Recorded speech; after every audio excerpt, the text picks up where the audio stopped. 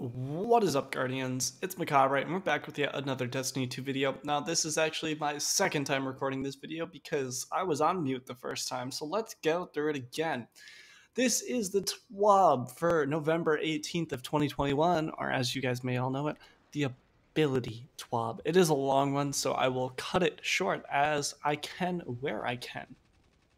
Couple of things to take note of right off the bat. Looking at the Flux Grenade, they want to make sure all ability cooldowns have a specific time in comparison to its power output. So for example, they demonstrate this with the Flux Grenade.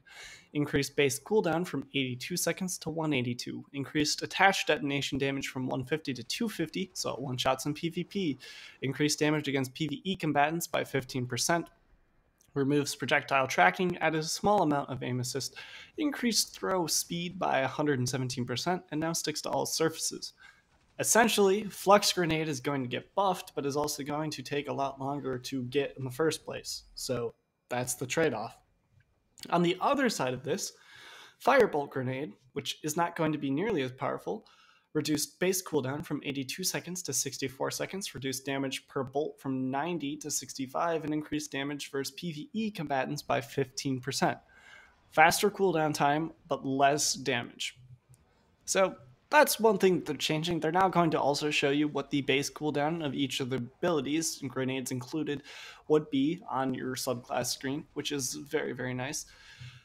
Tier 3 is going to be your base, and this is the actual base. Anything below that will make it the cooldown even larger, and then anything above that, so tier 5, 6, whatever, will decrease that time to make it faster. So they're essentially making a variable ability cooldown system, so its power is going to determine how fast you can get it back. Now, also jumping into this, PvE super uptime is not going to be changed. PvP super uptime is going to be changed. What does this mean? Well, essentially, they're going to be putting all of the supers into different categories, different tiers.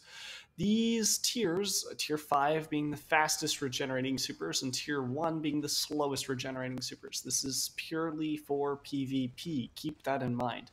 In tier 5, you have Well of Radiance. Tier 4, you have Blade Barrage, Silence, and Squall. Tier 3, you have Shadow Shot, Burning Maul, Arc Staff, Nova Bomb, and Thunder Crash. Tier 2, we have Golden Gun, Chaos Reach, Nova Warp, Storm Trance, Daybreak, Sentinel Shield. And then Tier 1, our slowest, Spectral Blades, Fist of Havoc, Hammer of Soul, Glacial Quake, Winter's Wrath. The reason this change occurred is for a couple of reasons. They don't like how often supers are being popped, and they don't like that all supers are being popped at roughly about 3 minutes into a 6v6 game mode, and it's just complete chaos at that point. This is their way of trying to change that a little bit. Keep in mind, having 100 intellect and having 0 intellect will change this rate of super gain, but it's not going to be as drastic before. As they talk about directly below this, they are going to essentially want you to fight with primary weapons and primary weapons only. Your energy gain for your super is not going to come as much from your intellect anymore, but rather going to come from getting kills with primary weapons. Follow that up with some abilities or energy or even heavy weapons, but that is going to be the main way you get super energy now. It's going to be reduced from your intellect, so that 100 intellect may or may not be worth it depending on which super you're rocking. They also go on to say that some of these perks have had their ability energy regeneration reduced by roughly about 50% in PvP. Some of the ones listed are Whisper of Shards, Arc Web, Rising Storm, Ionic Traces, Electrostatic Surge, Aftershocks, Inertia Override, Benevolent Dawn, Practice Makes Perfect, and Dark Matter.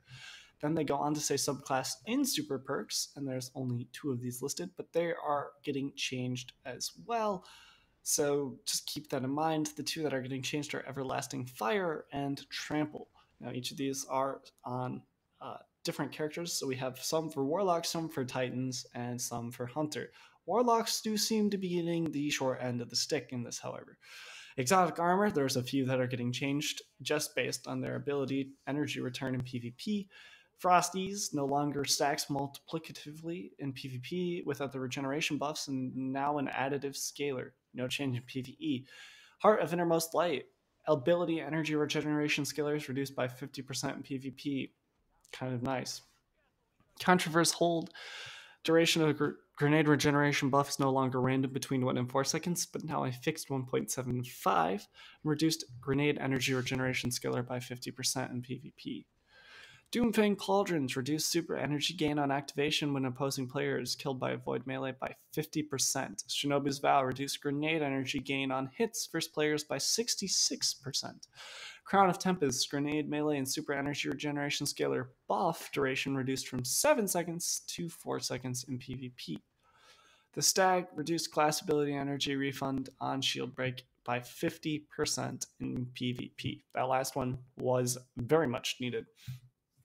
In general, they've also reduced energy returns from these mods by roughly about 50% in PvP. Here's the list. Melee Kickstart, Grenade Kickstart, Utility Kickstart, Perpetuation, Bolstering Detonation, Focusing Strike, Bomber, Outreach, Dynamo, Distribution, Momentum Transfer, and Impact Induction. Wow, what a list, and they're all getting reduced by about 50%. It's kind of crazy. So that's a lot of the big changes. They do talk about stasis crystals. So real quick, this is going to help against Shatterdive, but also just overall, this is for all subclasses, or all Warlock, Titan, and Hunter. While farming stasis crystals now slow nearby players instead of freezing them, they still freeze PvE combatants. Increase slow/freeze radius while forming from 1.75 meters to 2.6 meters. Reduce crystal detonation damage versus players by 55%. Increased crystal detonation damage versus PvE combatants by about 60%. And increased crystal detonation radius from 6 to 8 meters. Now they jump into the Hunter. The Dodge, they essentially want to tone it down a bit. People are spamming it, and they don't like that. Hunter Dodge no longer breaks projectile tracking. Marksmanship Dodge. Tier 10 mobility, the cooldown goes from 11 seconds up to 14. Base cooldown is unchanged at 29 seconds. Gambler's Dodge, Tier 10 mobility increases from 11 seconds to 18 seconds. Base cooldown duration from 29 seconds up to 38 seconds. Kind of insane there. Now moving on to the Revenant subclass. Shatterdive, much less lethal, stasis crystal changes. That's why. Much more lethal versus combatants due to stasis crystal changes. That's talking PvE only. Increased shatter damage versus frozen PvE combatants by 100%. Grim Harvest aspect, increased fragment slots from 2 to 3. Top Tree Arc Strider, combination blow, reduced base cooldown duration from 96 seconds to 15 seconds. If that's not a huge buff, I don't know what is. Bottom Tree Night Stalker, Vanish and Smoke melee, reduce base cooldown from 96 seconds to 75 seconds, also a very nice buff. Hunters, besides the change to Shatterdive, are remaining more or less unchanged. Keep that in mind. The other two classes, you'll see. Titan. All shoulder charges, no longer one shot. Their activation time is from 1.5 seconds down to 1.25. Their increasing range from 5.5 to 6.8 meters. Targeting cone width increased by about 10%. And increased damage against PvE combatants by 25%.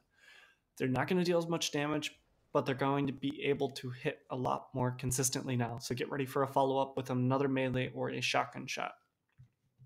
The Arc Shoulder Charge, AoE from 90 to 40, now blinds enemies in the area on hit. I like this change.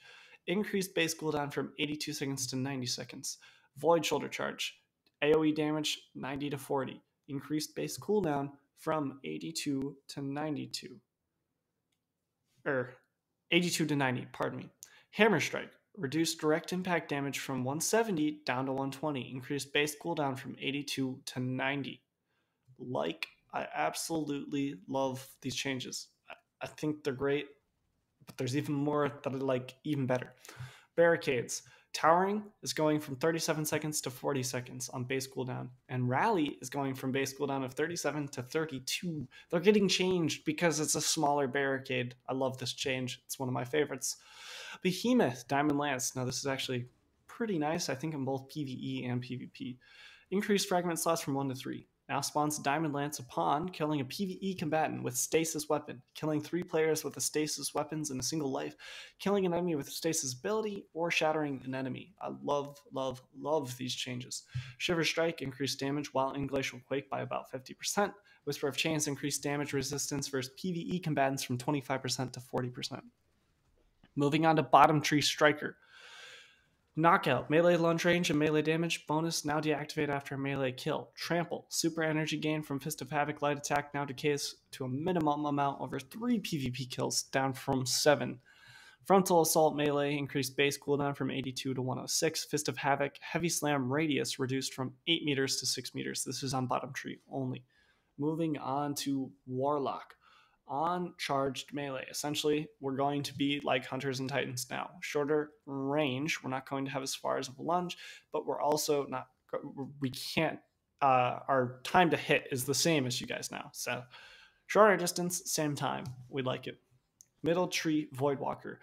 Handheld Supernovas, reduced damage versus players. They're now doing 150 damage max, but they're dealing more damage to champions and bosses by about 30%. Increased projectile range from 12 meters to 14 meters now pushes targets away from the Warlock on detonation. Nova Warp, same thing. Champions and bosses, that damage is getting increased by 30%.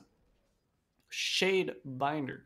Winter's Wrath, reduced shatter pulse damage versus enemy supers. It's now going to take 2 freeze and shatters to eliminate most supers. Penumbral Blast, increased proximity detonation radius versus PvE combatants by 100%. Bleak Watcher, while Bleak Watcher is equipped, all stasis grenades charge at glacier grenade rate. Keep that in mind. That is a lot of changes. They do talk about the Xbox Game Pass, how that's leaving, and a couple other things you need to take care of. At the very end, they're essentially just saying thank you. Thank you to a bunch of teams, a bunch of groups that have put this all together, and that is it for the TWAB. I hope you guys enjoyed this video. There's a lot of good changes. Keep in mind, all of these changes listed in the TWAB that I just covered will be coming live December 7th. With the 30th anniversary pack. These are all like mid-season changes, so keep that in mind. I hope you guys enjoyed this video. If you did, make sure to leave a like, comment, and sub down below if you haven't already. Greatly would be appreciated. With that, I hope you guys have a good one. Get back to grinding, your crazy guardians.